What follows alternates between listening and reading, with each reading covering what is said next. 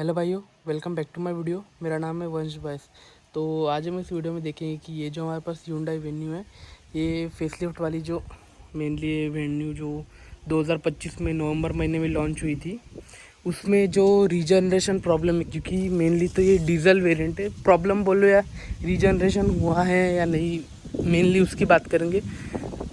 तो जिसने भी इस चैनल को सब्सक्राइब नहीं कर रखा, अगर न्यू व्यूअर्स हो तो सब्सक्राइब कर देना, और पुराने व्यूअर्स हो तो like share subscribe, like share तो वो भी कर सकते हैं। तो जैसे कि आपको बता दूं कि ये हमारे पास वेन्यू का HX5 डीजल मैनुअल है, डीजल वेरिएंट है ये। इसका इंजन वगैरह बता देते एक बार। इस कार में आपको सबसे पहले बता दूं कि 1.5 लीटर का डीजल इंजन आता है, जो कि आपको पता ही होगा कि Hyundai और किया ग्रुप का जो फेमस इंजन है 1.5 लीटर वाला। ये वाला है 1.5 लीटर वाला CRDI इंजन, जो कि क्रेटा में आता है, सेल्टॉस में आता है, किया में देखोगे तो, फिर Hyundai में अल्काजार में आता है, केरन्स में आता है, सोनेट में आता है और वेन्यू में आता है। मेनली तो यही 6 कार्स है जो कि बिकती भी है डीजल में और आता भी है डीजल में। तो सबसे पहले मैं बता दूं कि इसमें ये जो इस इंजन के जो पावर फिगर्स है वो है 250 नैनोमीटर का टॉर्क आता है इसमें, और 114 PS या 15 PS मान लो, 1 PS का। वैसे तो 114.7 आता है, तो आप फिर 115 मान सकते हो। 115 PS की पावर आती है इसमें।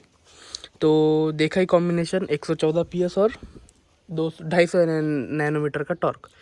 तो ये है कुछ। और इसका जो सबसे पहले बता दूँ, ये जो बोनेट है वो काफ़ी हेवी दे रखा है इस बार वाले वेन्यू का, पिछली बार वाली का वेन्यू का जो पिछली वाली इसका बोनेट था वो इतना ऊंचा नहीं था, यानी कि ऊंचा बोल रहा हूँ, भारी नहीं था, हेवी नहीं था। लेकिन इसका काफ़ी हेवी है। देखिए अभी एक हाथ से पकड़ा हूँ फिलहाल में, तो फिलहाल मैं इसको रख देता हूँ, ये लगा देता हूँ।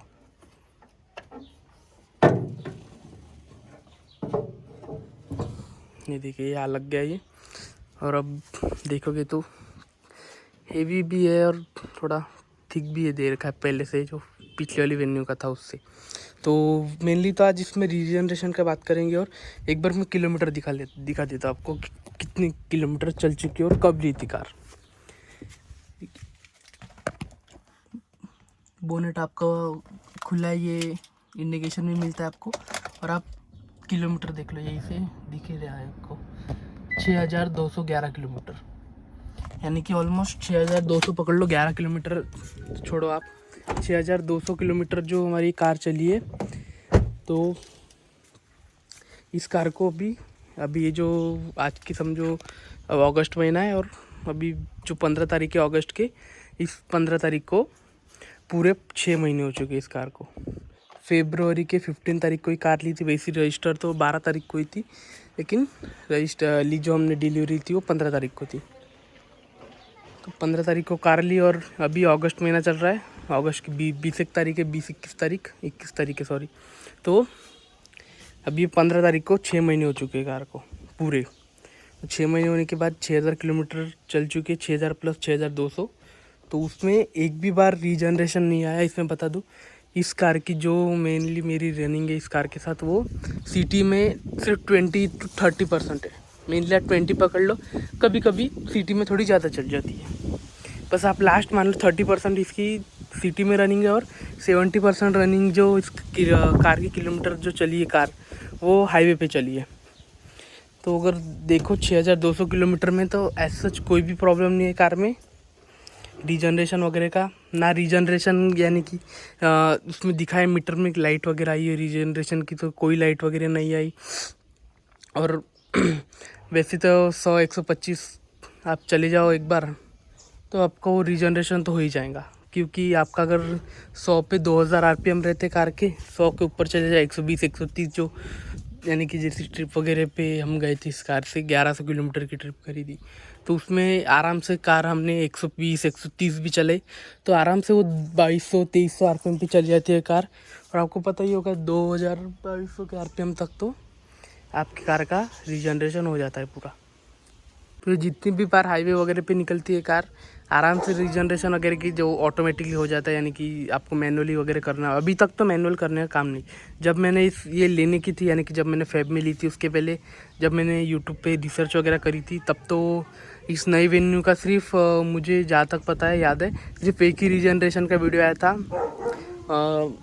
और वो भी भाई ने सिर्फ सिटी में चलाई थी कार, इसीलिए उसका रीजनरेशन यानी कि कम किलोमीटर्स में आ गया। तो भाई ने हमारे वो जो भी मैंने वीडियो देखा था, तो उन्होंने बोनेट वगैरह खोला, और जो मैनुअल रीजनरेशन होता है, जो कि 2000 आरपीएम पे कार कितने तो मिनट या आप बोलो आधा एक घंटा जो चलती है वो, और रीजनरेशन मैनुअली हो जाता है। तो उस तरीके से किया था भाई ने।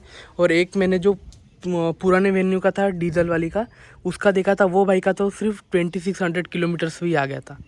तो वो एक था, तो उन्होंने कैसा किया वो तो नहीं पता, लेकिन दूसरा जो मैंने नए इस वाले यानी कि फेसलिफ्ट का देखा था, तो उसका पता है मुझे। तो उन भाई ने मैनुअली किया था, लेकिन मुझे ना ही मैनुअली करना पड़ा और ना ही साइन वगैरह कुछ आया कि सिग्नल वगैरह दिखा दे। कार मीटर में कोई सिग्नल वगैरह नहीं आया 6200 किलोमीटर में। मुझे पहले ऐसा लगा था कार लेने के पहले कि आ जाएगा, कि क्योंकि हम सिटी में भी चल रहे हैं, तो शायद मुझे लगा आ जाएगा, लेकिन अभी तक 6000 किलोमीटर में कोई प्रॉब्लम नहीं आई रीजनरेशन की। ना हमने रीजनरेशन किया इसका कुछ ना कुछ। जैसी हमारे पास जो पुरानी डीजल कार थी, जैसे वैसी चल रही है, जैसे चलाते थे हम, वो सेम स्पीड, वो इसी के साथ भी ये भी कार उसी स्पीड पे चलती है, जैसे कि नॉर्मली 100-120 लिमिट रही तो, नहीं तो 80 भी चलती है। तो रीजनरेशन वगैरह का ऐसा कोई प्रॉब्लम आया नहीं, वो ऑटोमेटिक हो गया, तो कोई टेंशन नहीं हुआ। तो जैसे कि अगर आप देखो, अगर आपका मेनली आप Hyundai वेन्यू अगर डीजल में ले रहे हो, और अगर आप सिटी में ज़्यादा चल रहे हो, तो सिटी में चलने के बाद तो आपको रीजनरेशन का बहुत, यानी कि आपको लाइट वगैरह भी आ सकती है, और रीजनरेशन करने को बोल भी देगा मैनुअली, अगर ऑटोमेटिकली नहीं होगा तो। लेकिन अगर आप हाईवे वगैरह भी चलाओगे सिटी के साथ, तो आपको कोई रीजनरेशन वगैरह मैनुअली करने का काम नहीं, अपने आप हो जाएगा। और हाँ, दूसरी जो हमारी क्रेटा थी, आपको अगर याद होगा, क्रेटा के भी पीछे मैंने वीडियो डाले थे। क्रेटा भी हमारी चल चुकी है 7,500-8 हज़ार किलोमीटर, वो भी चल चुकी है कार, ठीक है। ये तो 6000 चली, वो 8000 चल गई। उसमें भी एक भी बार रीजनरेशन वगैरह का प्रॉब्लम नहीं है। और हाँ, यूरिया बता दो एक तो आपको, क्योंकि इसमें एडब्लू बोलो, यूरिया बोलो, वो भी डलता है। तो यूरिया वगैरह आपको अगर बताओ कितना है, कुछ है तो एक सेकंड रुको। तो ये देखिए, इसमें चल गया मैं, ये देखिए, ये जो यूरिया मैंने फुल किया था, वो मैंने फर्स्ट सर्विस फुल किया था। एक सेकंड में डोर लगा देता हूँ।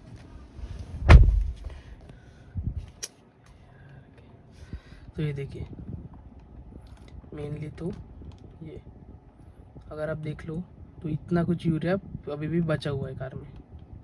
ये देखिए, इतना फुल, यानी कि आप मान लो सिर्फ 20% ख़त्म हुआ है यूरिया जो है इस पर, 20% के ऊपर ख़त्म नहीं हुआ।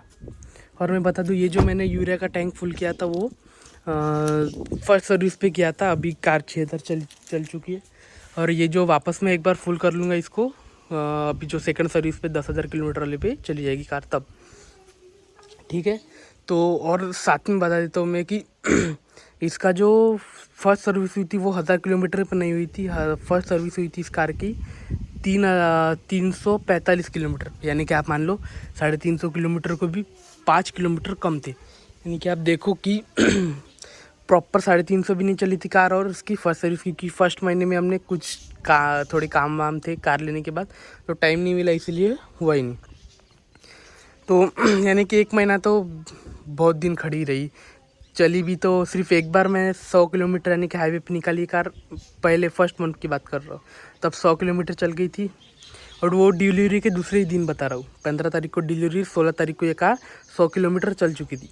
और बाकी के जो 25 एक दिन है, उसमें से भी 4-5 दिन, हफ्ता भर समझो, बीच में वगैरह सिटी में गई है। और बस सिटी में ही वो 200-250 किलोमीटर जो चलिए बस, बाकी महीना भर कार खड़ी थी, 20-25 दिन। तो देखो कि चलाई भी नहीं हमने ज़्यादा ऐसा तो कुछ पहले महीने में, लेकिन बाद में तो फिर हर 1000 किलोमीटर चली जा रही है महीने में। तो रीजनरेशन वगैरह कोई प्रॉब्लम नहीं आता, सिटी वगैरह में भी ठीक है, कोई दिक्कत वगैरह नहीं है। और मेनली तो रीजनरेशन का क्या है कि DF वगैरह मेन तो कार, हाँ DF का बता देता हूँ। DF बहुत कम ले रही है कार, यानी कि कंजप्शन हो रही है यूरिया के वो बहुत कम हो रही है। यानी कि आप ऐसे मानो कि 200 किलोमीटर हटा दो तो 6000 किलोमीटर में सिर्फ ये 20 से 25% यूरिया इसका कम हुआ है कार का। तो हिसाब से अगर देखोगे तो 20-25 हज़ार किलोमीटर आपका एक यूरिया टैंक निकल देगा। 20,000 तो आराम से निकल देगा। आपके पास क्रेटा हो, वेन्यू हो, सोनेट भी देख सकते हो। सोनेट में भी ये इंजन आता है, सेल्टॉस में भी ये इंजन आता है और साइज़ भी क्रेटा के इतने। लेकिन हमें अल्काज़ार और कैरेंस का नहीं बता सकता क्योंकि वो लंबी 7 सीटर कार है, तो ठीक है। लेकिन मेनली तो रीजनरेशन का कोई प्रॉब्लम वगैरह नहीं है, मस्त बढ़िया चल रही है कार। रीजनरेशन का प्रॉब्लम अगर आपको आ रहा होगा कार को, तो एक तो प्रोबेबिलिटी है कि आप सिटी वगैरह में चल रहे हो, या आपका अगर हाईवे पे चल भी रहोगे तो जैसे कि बहुत से ड्राइवर्स होते हैं, यानी कि इंडिया में हर कोई तो भाई जो जिसकी कम एज हो 20-25 की उम्र वाले ही यानी कि स्पीड में चलाते हैं। अगर आप 50 वगैरह के अगर कोई बंदा ले रहा है कार, डीजल मेनली वो भी, तो एक तो पहले तो ज़्यादा चलेगा नहीं, और चलेगा भी तो वो आराम से 70-80 बस लास्ट, तो उससे उतना कुछ रीजनरेशन होगा नहीं। क्योंकि 80 की स्पीड पे अगर आप बता दूँ तो ये कार सिर्फ 1500 RPM मेंटेन करती है 80 की स्पीड पे। 100 की स्पीड पे आप की ये 2000 मेंटेन करेगी, 2000 की RPM पे चलती है, तो 1500 के RPM पे तो क्या ही होगा रीजनरेशन वगैरह। तो इसीलिए अगर आप यानी कि यंग एज में आपके पास कार वगैरह और आप 100 चला भी रहोगे, या एज छोड़ो, अगर आप 100 चला रहे हो कार को, 100, 110, 120 तक, तो आपकी आराम से अपने आप रीजनरेशन हो जाएगी। आपको कुछ रीजनरेशन वगैरह करने का काम नहीं। तो देखा है रीजनरेशन का मेनली तो कोई प्रॉब्लम आया नहीं।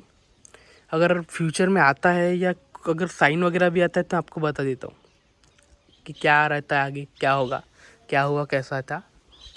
तो बस इस वीडियो में तो इतना ही। मिलते हैं किसी नेक्स्ट वीडियो में नेक्स्ट टॉपिक पे। कमेंट में ज़रूर बताना अगर आपको कोई भी टॉपिक पे वीडियो चाहिए होगा तो।